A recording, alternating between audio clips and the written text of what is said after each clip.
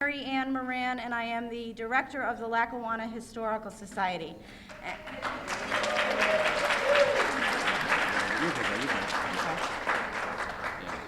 Thank you. It's my privilege to welcome you here tonight for the Historical Society's annual dinner and a very special program on the history of Scranton community concerts. Before we begin the program, there are a few business items I would like to point out. You've seen the 5 photos, and we're asking you to try to identify them. We thought it might be fun if you made it a contest amongst your table. Whoever could identify the most could take the shelf sitter in the middle of the table home with them tonight. Okay? If that doesn't work, you can always do the birthday closest to the day thing. Okay? I also want to draw your attention to the Catlin print that's over on my left against the wall. That is a reproduction, digitally enhanced reproduction by Lisa Studios of an 1844 George Catlin hand-colored print from a collection of the historical societies. Earlier in August, we had a barbecue and we put out an exhibit of the original prints, and we're offering this one tonight as a silent auction. So if you are interested, please make a bid tonight, and at the end of the night, we'll announce who the winner is. Now, I would also like to take a moment to recognize our staff at the Historical Society. As many of you may know, this was a year of transition for us at the Catlin House. In November of last year, we hired Anne Marie O'Hara, who was our 2002 Volunteer of the Year. And she has been our office manager ever since the retirement of Mary Ann Gavern, and she's doing a great job. Anne Marie, if you could stand just to be recognized. Thank you. And then at the beginning of this year, Cheryl Kashuba, who had been editing our newsletter since the fall of 2004, joined our permanent staff as my assistant. I'm very fortunate to have her. And she has been working out very well and does anything I ask of her, and is tremendous. So Cheryl, please stand and be recognized. Some of you may recognize Cheryl also because she's one of our local authors and co-wrote the Scranton history book with Alan Sweeney and Darlene Miller-Lanning.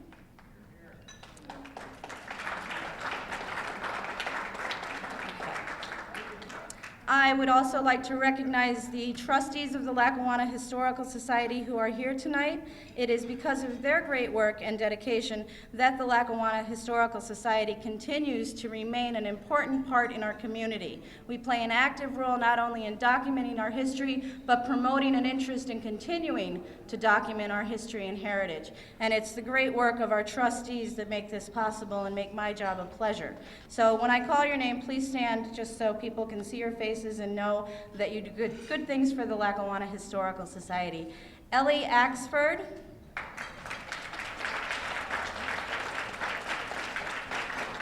Richard Skip Bovard.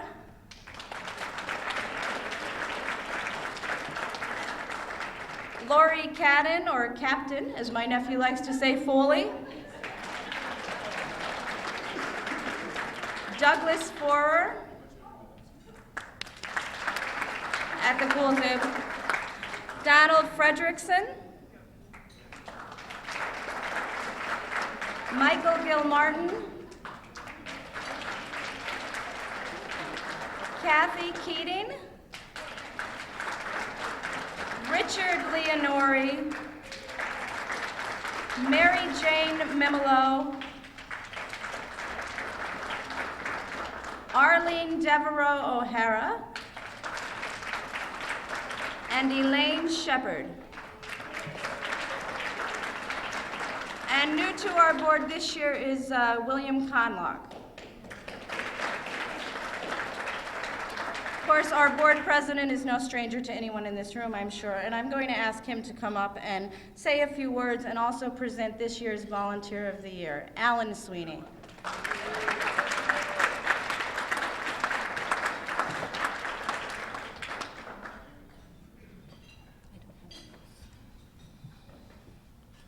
It's always scripted.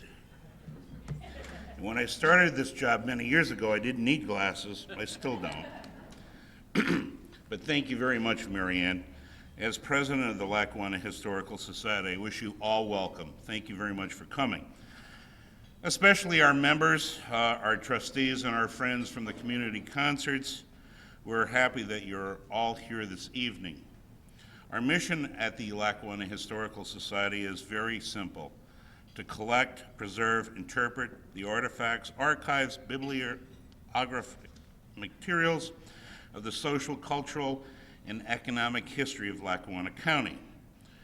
Tonight, we're very proud to partner with one of the older other establishments in the Community Concerts Association, in presenting a capsule of our cultural resources that have spanned our community. We would like to thank Cheryl Murrin, President of the Board of Community Concerts. Cheryl, stand up, please. Just met you for tonight, but thank you very much for your board's participation in our annual meeting. Also, I'd like to welcome some other people here that help the Historical Society along. And I'm I'm chairman of the board of the Lackawanna Heritage Valley Authority. We have some of our staff here tonight. So Tom, Diane, and Margot, would you stand up for a recognition? Thank you very much for coming. Also, I'm not an alumni of Keystone College, but I do wear the tie of the college tonight. I feel I should be alumni. I paid for my brother's education there, but Ned Beam. And thank you very much, Ned, for coming. I'm sorry to hear the First Lady is incapacitated. We also have Jean Bavard. Jean is the director of the Scranton Area Foundation. Thank you very much, Jean, for attending. Chester Kalesa and his wife Delcy from the Anthracite Heritage Museum, and Margie Reese. Where are you guys? Right back there. Thank you very much. That's our state contingent. We have also, this is a great night tonight for the Historical Society. I think we have every college represented. As I said, Ned Beam from Keystone College. We have representative from Lackawanna College, Bridget. Thank you very much for coming. We have the University of Scranton, Doctors Black, Tressler, and Van Dyke. Thank you very much for coming. Also, Marywood College, one of our board members, Mr. Conalog. Thank you very much for representing Marywood this evening. And I'd be remiss to say Donnie Denbert. Donnie and I go back many years. He might not remember this, but we were song and dance men around 20 years ago. And he brought along a very good friend of his, Don Bernstein. So Don is a fellow compatriot of mine in the food service business. Don, welcome.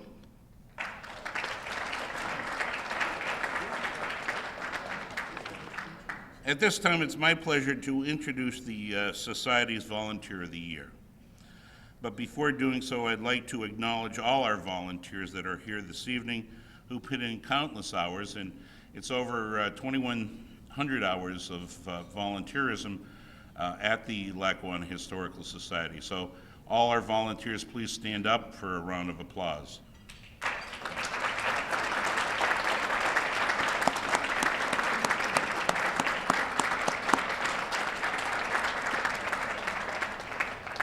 I'm going to be very short, sweet. I think it's very hot in this room. What do you think, Doug? We're ready. Okay.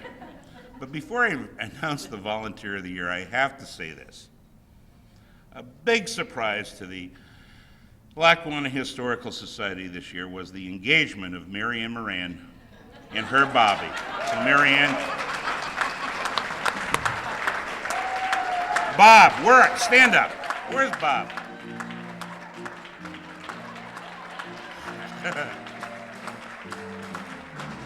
There he is, folks. Bob, congratulations, buddy.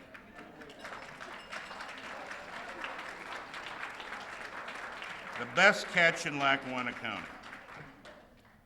Now, getting to the serious business, and then I'm going to sit down and enjoy the program, I would like to recognize our Volunteer of the Year.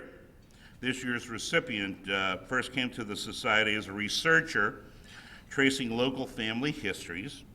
He spent several years volunteering at other cultural sites, including the Scranton Public Library, and who we're proud to say that we're going to be broadcast over Channel 61 this evening.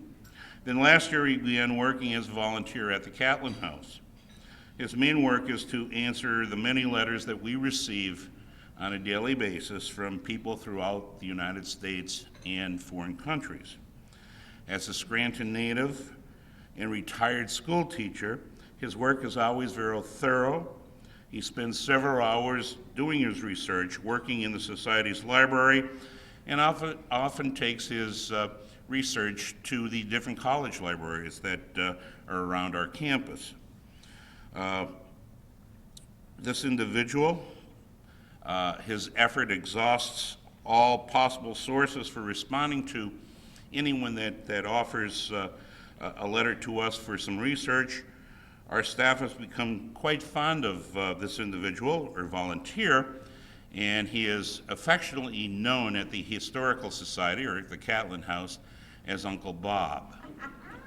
So ladies and gentlemen, it is my privilege and pleasure to introduce our 2006 Volunteer of the Year, Mr. Robert Booth. Robert? Come on up, Bob.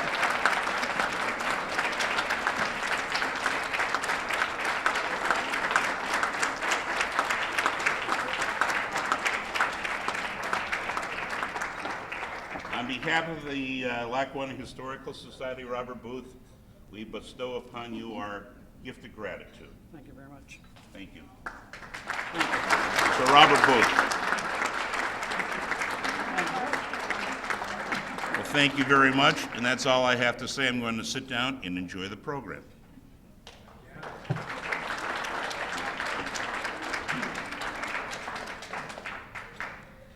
Thank you, Alan. Now I would like to ask Doug Smith to come up and introduce the band members. We put this together working with Doug and Chris Norton, and we weren't sure what instruments we were going to need or which ones were going to be available, so I didn't have time to list all of the band members in the program, so I want Doug to acknowledge them. So Doug Smith, please introduce the band. Thank you very much, Marianne. I would like to thank Marianne and Alan for always making music a part of their events. We've done a lot of great events for you, one of them being the Titanic. RJ said it didn't have a happy ending, but we had a good time doing it. But we hope that we resurrect that again sometime. Please welcome from your own town, West Side, Scranton, Mr. RJ Kennedy on drums.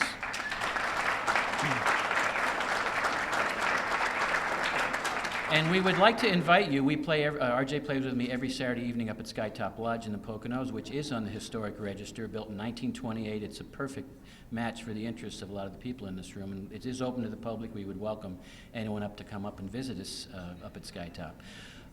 My cousin, who recently graduated from Marywood College, is now teaching there and teaching privately and performing all over the place. Welcome Coleman Smith on the violin.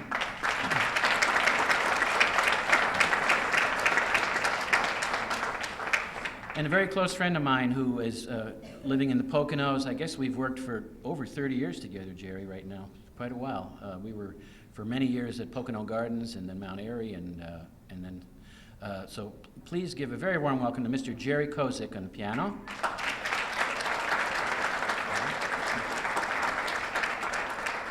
And Jerry toured for many years with the Harlem Opera Company and is a very prolific composer also. And he's very talented not only in a jazz sense, but also in a classical sense.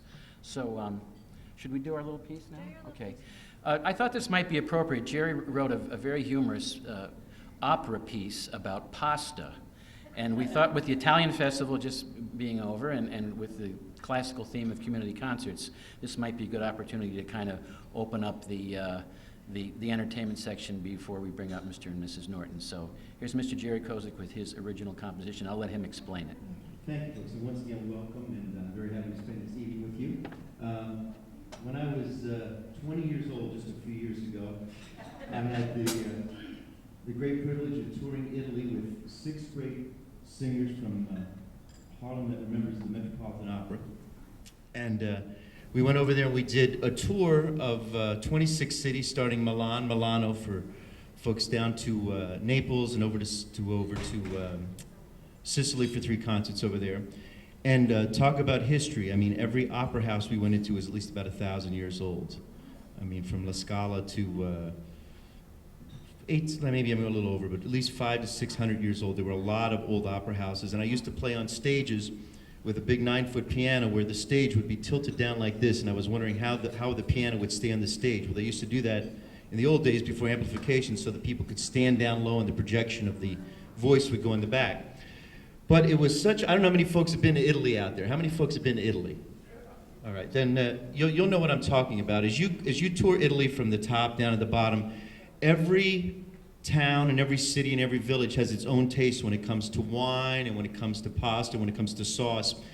And the other thing that really left a mark on me was after we would do a concert, and there would be 300 people waiting for us after the concert. It was always a big hit because with the first half of the show, we did all legitimate music, and we did spirituals, and in the second half we did a jazz opera. But I was always amazed, after the concert, the ladies would go to bed, and the men would go to these gentlemen clubs at night, and I used to hear some of the greatest opera singers in my life. The gentlemen knew all the operas cold, they could sing unbelievable. And when I came back from Italy, I wanted to do something a little different. So I took my love of opera, which I don't confess to be an opera singer, far from it, and I combined it with my love of Italian food, and I'm sure out there everybody loves Italian food. I don't know if you know this, there's actually about 500 different pastas. I have a little book at home that lists all the pastas. So with your dear indulgence, I would like to do this for you. I wrote what's called the Pasta Aria, and it's made up of lyrics of all pastas. So to get things off with, I know, a different, quote, classical piece you've never heard before. We're going to do this for you right now. Hope you enjoy it.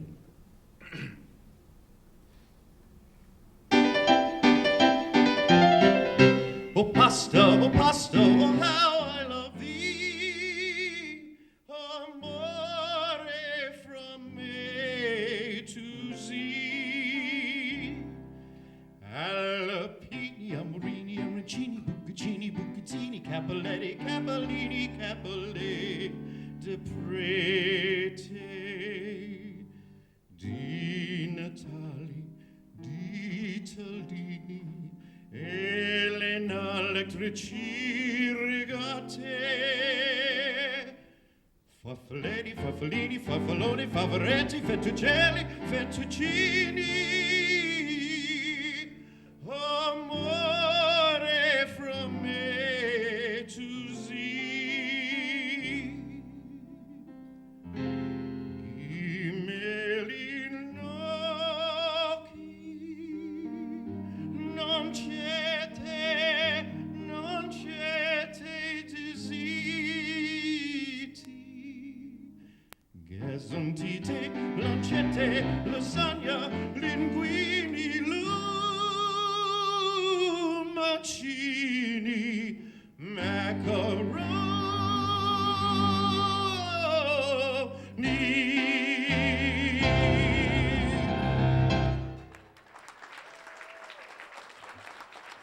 You like it? There's a little left. Do you want me to do the rest of it? Thank you. Menicati, Marusini, Nastrina, Napoleoni, noodles. Oce di trotte, angelate, orzo. Panierini, pappardelle, parigini, pasta fresca, pasta verde, pastina, penine, pennone, perlini microscopici, puccini, quadratini, ravioli, riccinini, ricci, rigatoni. Now I need your help like it is. Say, Salamini, semi di mezzo, semi di bologna, oh, spaghetti, tagliatelle, tagliati, tortellini, vermicelli, gondoletti.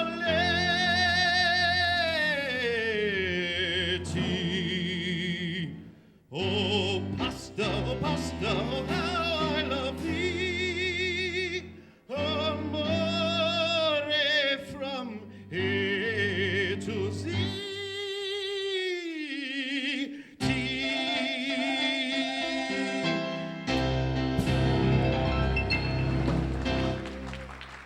Grazie.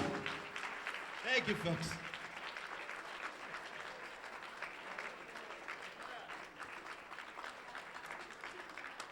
Thank you. What we try to do at our annual dinners is really provide a fun, entertaining evening. And we learned all the pastas from A to Z, which is a lot for me because I never eat pasta. So now it is my honor to introduce the director of Scranton Community Concerts, Wendy Popek. Wendy has been the director of community concerts for the last year and a half, she says, and she and I got together last year to discuss ways to collaborate to promote the historical significance of Scranton Community Concerts. The Society has always recognized the importance of the community concerts, and we actually hold a substantial collection of archives that document the history of the organization, and a lot of our members, even today, a lot of our trustees overlap with their boards, so there's a close relationship there, and we really wanted to find a good way to promote that history through our organization. About a year ago, we had a lot of good ideas, but most of our ideas were a little too expensive for both of our nonprofit boards and budgets. But then this summer, the Historical Society's trustees were considering ideas for this year's annual dinner program. And as I said, we like our dinner program to be something special and something fun. We don't want to give a straight historical lecture. We do that all year, and that's important, of course, to share the history, but we want to make it an entertaining evening. So I suggested that we work with Wendy and Community Concerts and come up with this idea to talk about the history of the concerts and tie it in with the musical performance. So I'm going to ask Wendy to come up and say a few words and introduce today's speakers. Wendy Popek.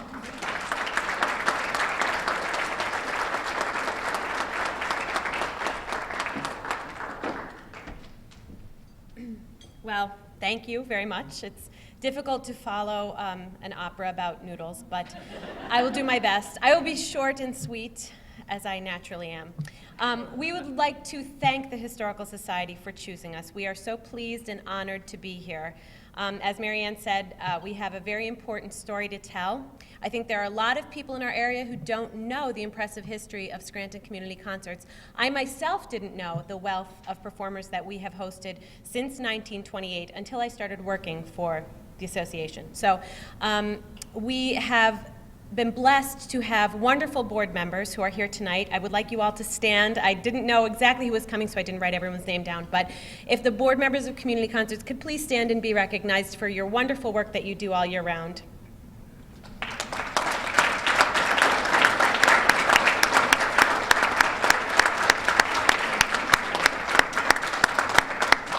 And also I would like to thank, I've seen several of you here tonight, our very loyal subscribers who come to us year after year and patronize our concerts and enjoy our music. Thank you very much for being here. Let's have a round of applause for them as well.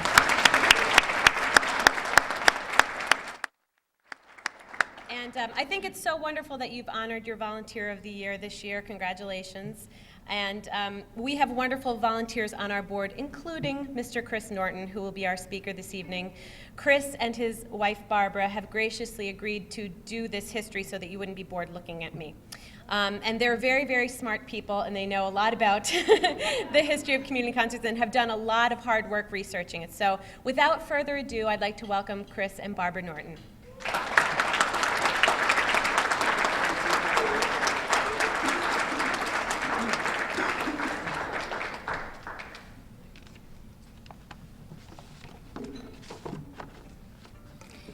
Before we start, Jerry, there's a phone message for you during the break. Some guy from P&R wants to discuss an endorsement opportunity.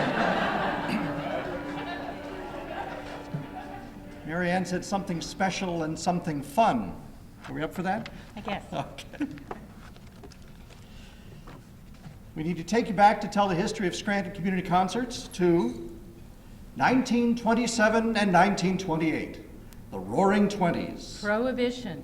Calvin Coolidge was president. Charles Lindbergh flew 33 and a half hours nonstop from New York to Paris. A speech by the Secretary of Commerce in Washington was watched by a group of investors in New York as the first public demonstration of a new technology called television. Ty Cobb got his 4,000th hit. Babe Ruth hit 60 home runs, and Lou Gehrig hit 47 more for the Murderers Row Yankees. The silent movie era was ending, and a new talking picture came out, Al Jolson in The Jazz Singer. And in Scranton, Pennsylvania, the Chamber of Commerce formed a music committee to improve the culture in this booming city of anthracite and electricity. The chair of that committee was, Miss Ellen Fulton, and she was an organist, so she offered, an organ recital.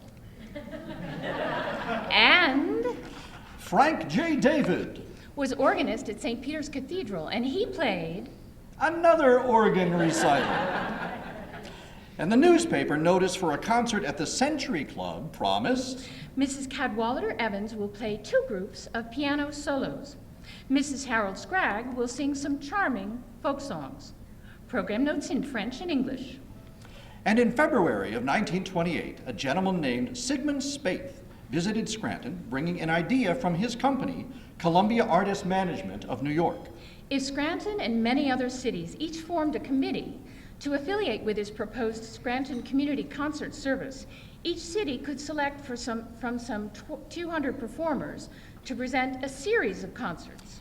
Yesterday, while addressing the pupils at Marywood, Sigmund Spaeth said, I heard from the sisters there that they often visit New York in order to hear some great masterpieces properly performed, although their own music department is a most active one.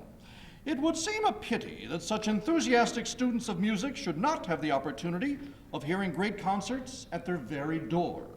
Spaeth was on his way around the country to invite other cities to affiliate with his organization, but before he left town, Scranton said yes, becoming the first city in America with a community concert association. His next stop was Williamsport, which became number 2, and by the next year there were 30 cities on board. The Chamber of Commerce Music Committee became the first executive committee with, Miss Ellen Fulton remember the organist? as chair. In March of 1928, they launched their first membership campaign. Subscriptions only. No tickets will ever be sold at the door. But how's this for an offer? For your $5 membership, you can attend all 3 to 5 concerts in a season. Dr. D.E. Jones Was on the executive committee, and he was music critic for the Scranton Republican, and how helpful those media people can be. Dr. Jones wrote, Every public-spirited citizen will eventually wish to join. the goal was to sign up 700 members, 450 enrolled in just 1 week. In the fall of 1928, the first Scranton Community Concert was presented in the auditorium of Scranton Central High School, now the Mello Theater at Lackawanna College. It featured the English Madrigal Singers performing selections including a 700-year-old song, the oldest piece of written music, the always popular Summer is Kommen in.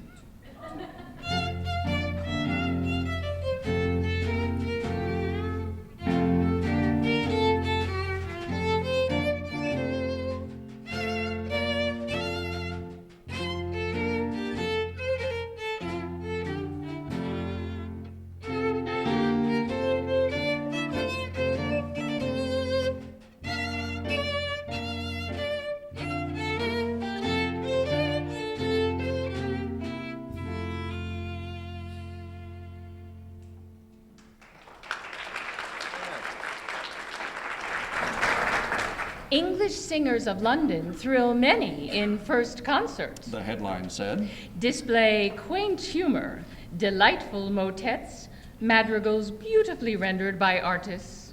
Well, that's what one newspaper said. It was written by Miss Ellen Fulton, board chair and organist. a sextet of vocalists who approach perfection of ensemble as near as it can be approached in these enlightened days of musical performance. Wrote Mr. D.E. Jones in the other paper. They were both on the board of directors. That's very handy. The next concert that first season featured Edwin and Jewel Hughes, piano duo, playing Brahms, Chopin, and Rachmaninoff. Later that winter, the Dutch cellist Hans Kindler played Bach, Saint-Saëns, and Rimsky-Korsakov's Flight of the Bumblebee on cello.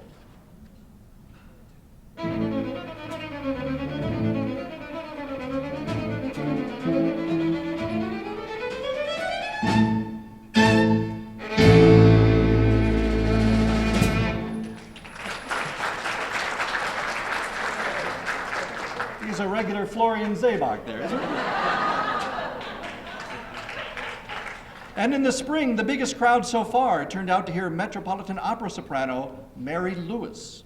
So that was the first season presented by America's first Community Concert Association in Scranton, Pennsylvania.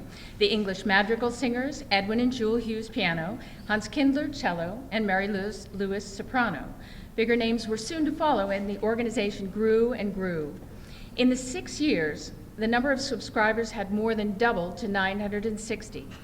By 1945, it more than doubled again to nearly 2,000 subscribers. But we're getting ahead of ourselves. In that second season, the central attraction was the Philadelphia Sinfonietta. The next year featured the acclaimed Spanish pianist Jose Iturbi.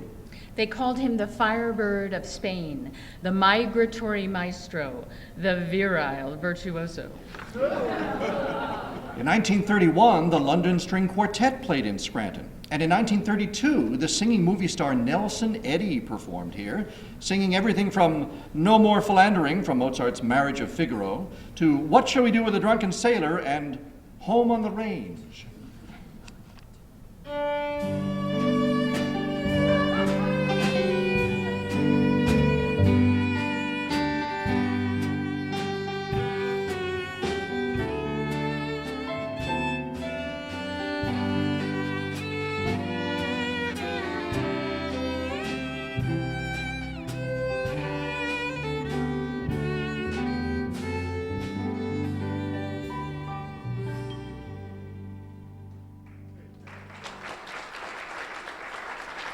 Nelson Eddy was such a big hit, the Community Concert Association brought him back again the next year. All of the concerts during the first 5 years were in Scranton Central High School, but the audience was growing, and the series moved to the Masonic Temple Auditorium in 1934. In 1936, the organization borrowed money from 3 prominent Scranton citizens to purchase a rebuilt Steinway piano for concerts. Among the association's other assets at the time, An American flag, a cyclorama, a steel cabinet for subscriber records, and an addressograph system. in the 1935-36 season, the first of many major orchestras came to Scranton when Artur Rudzinski conducted the Cleveland Orchestra in a program that featured Brahms' Symphony No. 4. In subsequent years, the Cleveland Orchestra would visit a total of 8 times under Eric Leinsdorf and then George Zell. Scranton Community Concerts would also present major symphony orchestras from Pittsburgh, Indianapolis, Buffalo, Minneapolis, and Baltimore, with such renowned conductors as William Steinberg, Fritz Reiner, Antal Dorati, and Michael Tilson Thomas. One of the highlights of the 1936-37 season was the Yoast European Ballet, performing original choreography by Kurt Yoast. The ballet told the story of a war breaking out, when the god of war summons men to arms. The ballet had everything: fighting, war profiteering, refugees, traitors, and a brothel near the battlefield, where death saves a young girl from the misery of her existence. Doesn't that sound like a fun night at the theater? This ballet won first prize in a Paris competition where it was named The most dramatically significant development in the history of dance. The renowned violinist Jascha Heifetz headlined the next season. The Scranton audience was so enthusiastic he played 4 encores.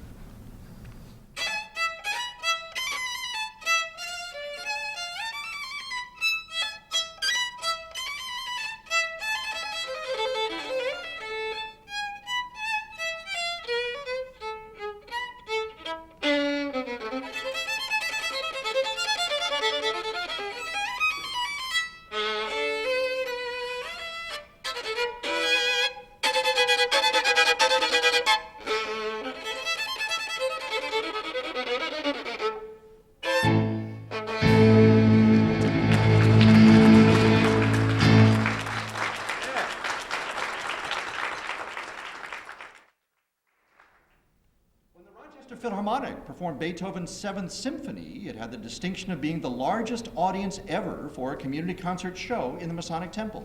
In 10 years, the Community Concerts experiment was an amazing success.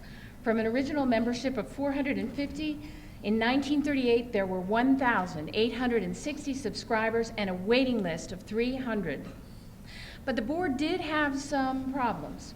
That year, they had to put a sticker on every program with the message, And the board of directors asked that all hats be removed at the beginning of the concert because of the number of requests made. Thank you. "Thank you." Metropolitan opera tenor Richard Crooks sang in Scranton.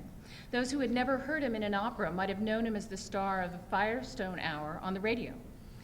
The next year, the Ballet Russe of Monte Carlo performed Tchaikovsky's Swan Lake, just the one-act version.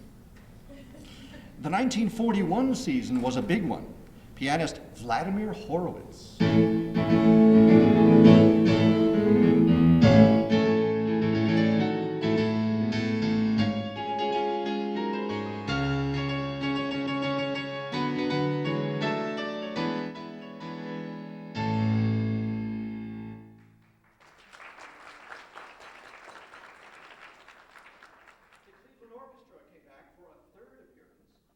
Baritone Paul Robeson was the performer.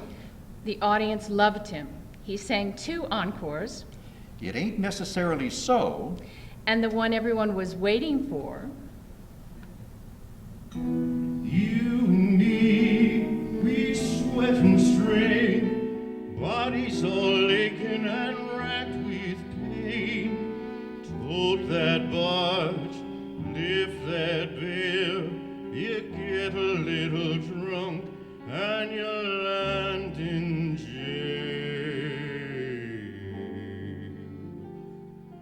I get weary and sick of trying. I'm tired of living and feel like dying. But old man River, he just keeps rolling on.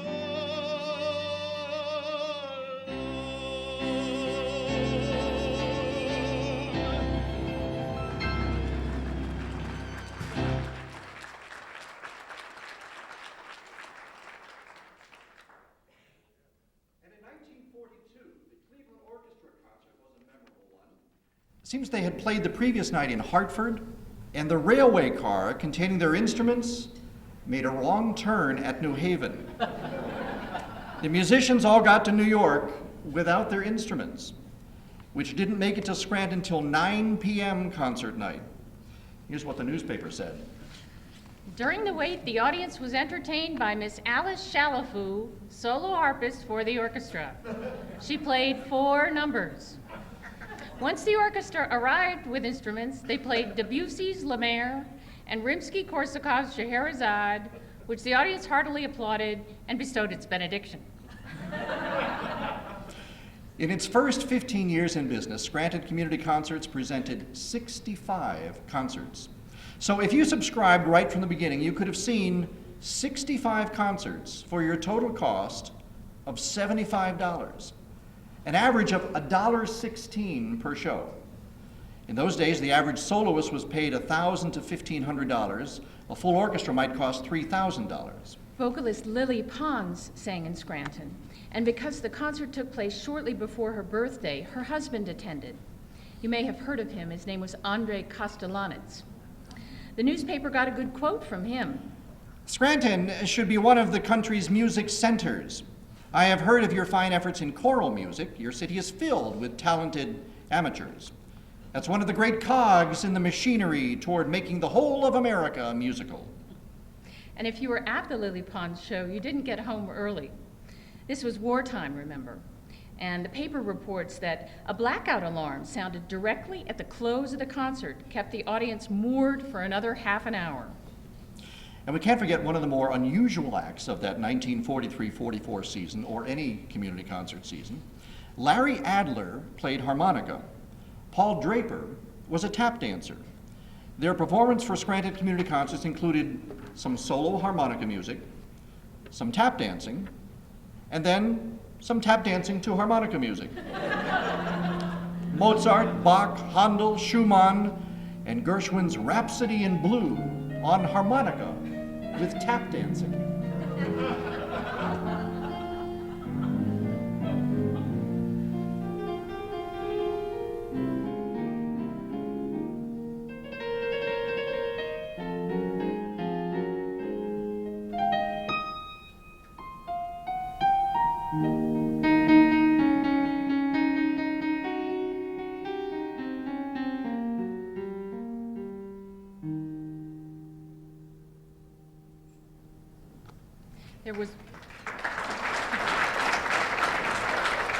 There was one other performer that night, a piano accompanist by the name of Arthur Ferranti.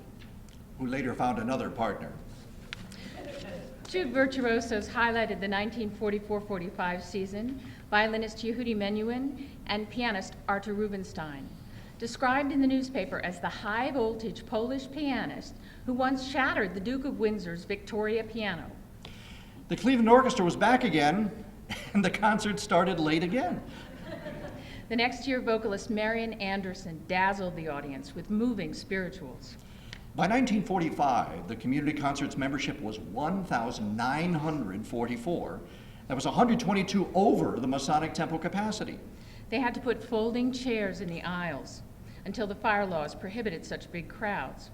And it could be tough getting a ticket in those days. At one point, there was a waiting list for subscriptions that was 700 names long. In fact, for a couple of years during the 1940s, Scranton offered two series of concerts, a red series and a blue series. And during World War II, the board voted to honor servicemen and women by holding their membership at the top of the waiting list during their service and reinstating them quickly upon their return. The war years brought two great singers to Scranton. Ezio Pinza, in 20 years at the Metropolitan Opera, had sung some 72 roles. And at the time of his 1946 concert here, he had just finished his first motion picture called Carnegie Hall. You may know him from another famous appearance. He was the voice singing Some Enchanted Evening in the soundtrack to South Pacific. Baritone Robert Merrill sang opera arias and folk songs here in 1948. Asterisks in the concert program indicated which selections were now available or soon to be released on RCA Victor Red Seal Records.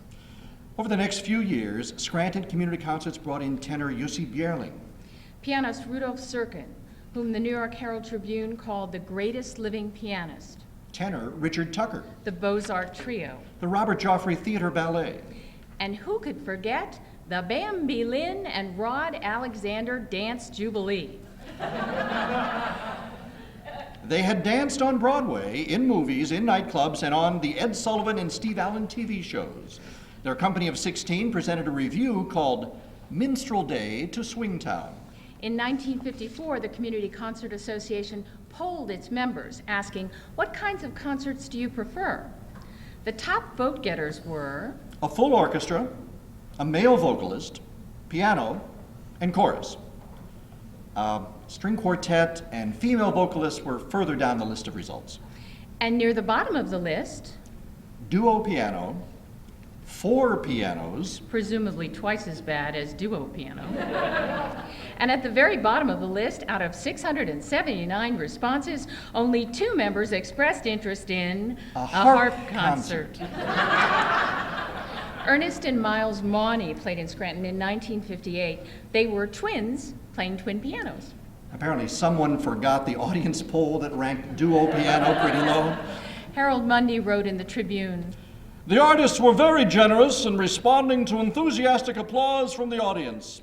4 encores were added to the program, including 2 interpretations of Yankee Doodle. First, as it might have been done by George Gershwin, and second, what would have happened if Beethoven had played it? The 60s and 70s brought many great performers to Scranton. The Boston Pops with Arthur Fiedler, the Robert Shaw Chorale, the American Ballet Theater, Placido Domingo, Van Cliburn, and the Guarneri String Quartet. And Marcel Marceau. Sounds just like him, doesn't it? For the 50th anniversary season, Scranton Community Concerts brought in the Buffalo Philharmonic, the George Shearing Quintet, and opera star Beverly Sills. In its first 50 years, America's first community concert association presented over 250 performances by many of the world's greatest artists, almost all classical musicians. More recently, the demand for all classical concerts has fallen off, and some of the best attended shows have been in the folk genre, such as Kingston Trio, or in jazz with the Preservation Hall Jazz Band. So today, Community Concerts is committed to presenting culturally significant shows in a variety of styles. Community Concerts is grateful for the continuing support of subscribers and the business community because ticket sales raise only about half of what it takes to present these fine concerts. We're proud to be working with Big Brothers and Big Sisters this year to treat many young people to these concerts, thanks to funding from the City of Scranton and the Margaret Briggs Foundation. Community Concerts has a scholarship program through which donors make it possible for underserved students to enjoy performances. You can help with these programs or arrange for your own tickets by calling the Community Concert office. And now, if you've done your homework and if you studied the 5 mystery artist photos around the room, the answers to who are some of these famous people who have played in Scranton. Did everybody talk at the table? Did you do well? Well, you can correct your own papers and we'll see. Wendy, will you show us photo number 1?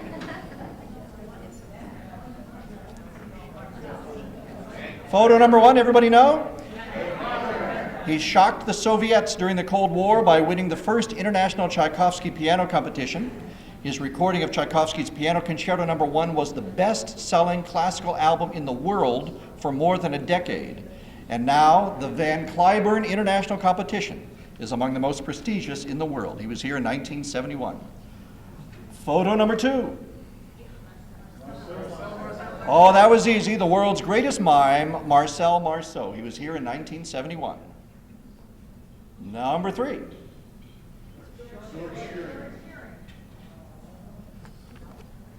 Yep, the legendary jazz pianist and composer. He wrote some 300 pieces. He was here for the 50th anniversary season in 1976. Number 4. Anybody? He was a famous violinist at the age of 7. Now, he toured the world in his teens. During World War II, he played 500 concerts for the Allied troops. He was a conductor, a teacher, an author, and he had one of the longest and most prestigious careers of any American violinist. He was here in 1944 and again in 1972, Yehudi Menuhin. And number 5, the Washington Post called them the gold standard for trios throughout the world. The New York Observer called them the most robust piano trio of all time. They were here 3 times in 56, 63, and 69, the Beaux-Arts Trio. Congratulations. If anybody got all 5 right, you can stay after and clean the erasers. And now, with the help of these fine musicians at our left, a preview of the upcoming concert season.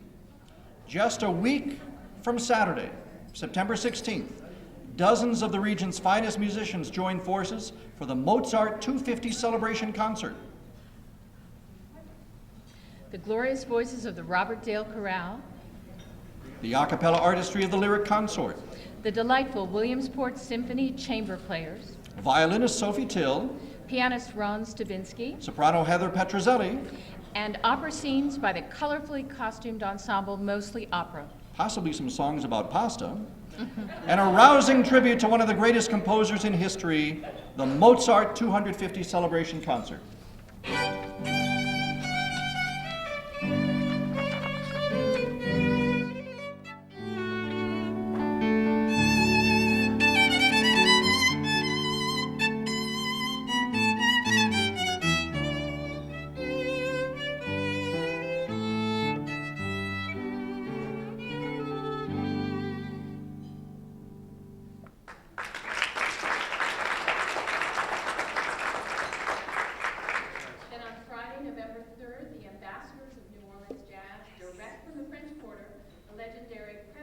Hall Jazz Band.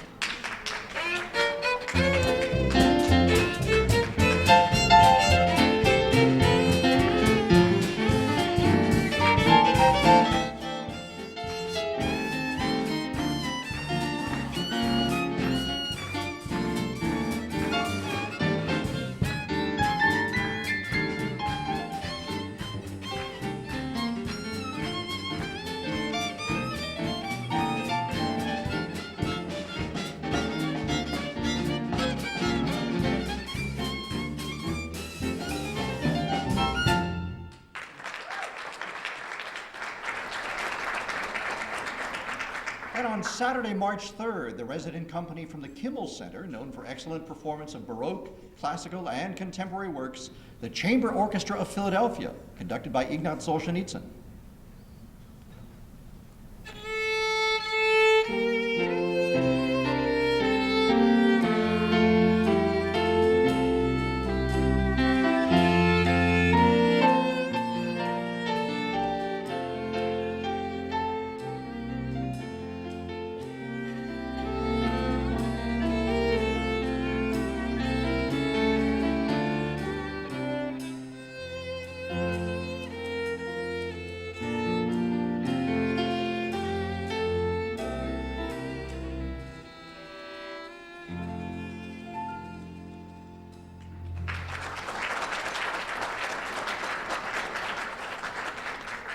On Saturday, March 31st, one of America's foremost ensembles for classical masterpieces, Dixieland, swing, Broadway tunes, and patriotic music, the Dallas Brass.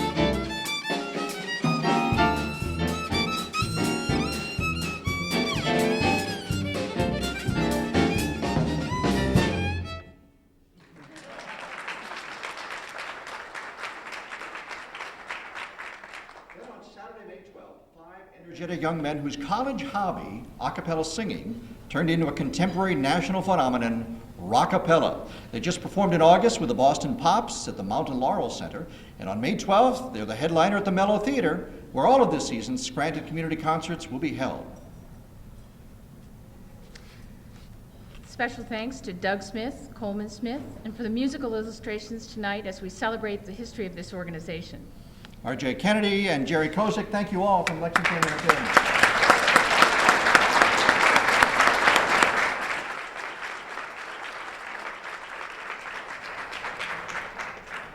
We're proud that about 80 years ago, Scranton was first in the nation to see the value of a community concerts association, and we invite you to enjoy this wonderful season of 5 more concerts. And maybe 20 years from now, we hope to be announcing the exciting 100th anniversary season of America's first community concert association. And we have one final word of thanks.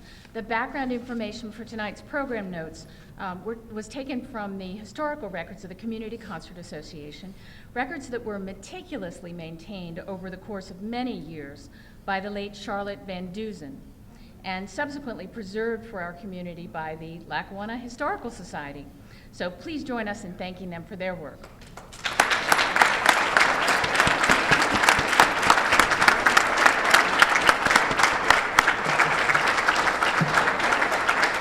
Wait, don't go.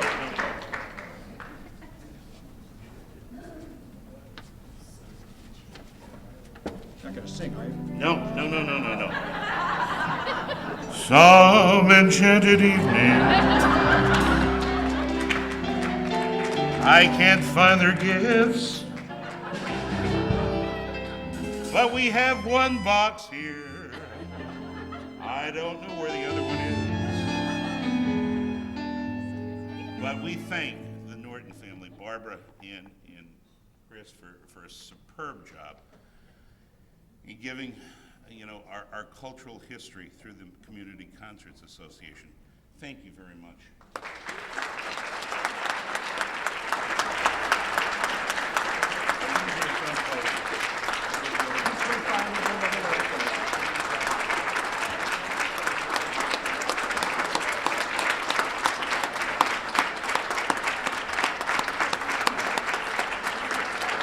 You're the winner. Thank you, Community Concerts, Wendy Popek and your board, our trustees, and all our gifts. And now, our silent auction winner for the Buffalo Hunt print of Mr. George Catlin goes to Barbara Colangelo. Thank you, Barbara.